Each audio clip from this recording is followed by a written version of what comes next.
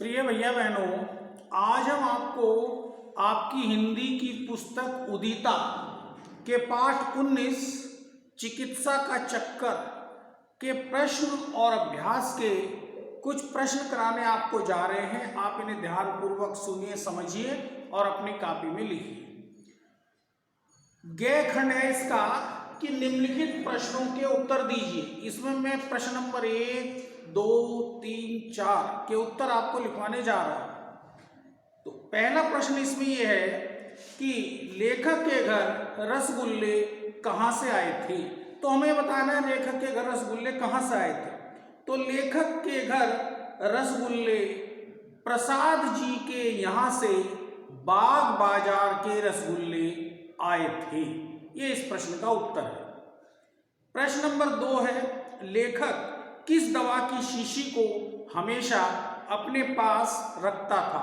तो हमें बताना है उस दवा का नाम। तो हम लिखेंगे लेखक अमृतधारा दवा की शीशी को हमेशा अपने पास रखता था। तीसरा प्रश्न है इसमें, लेखक की पत्नी उसे शाम को जल्दी भोजन क्यों कराना चाहती थी। इस प्रश्न का उत्तर हम लिखेंगे कि लेखक की पत्नी को शाम को सिनेमा जाना था, इसलिए लेखक की पत्नी लेखक को शाम को जल्दी भोजन कराना चाहती थी। यह इस प्रश्न का उत्तर है।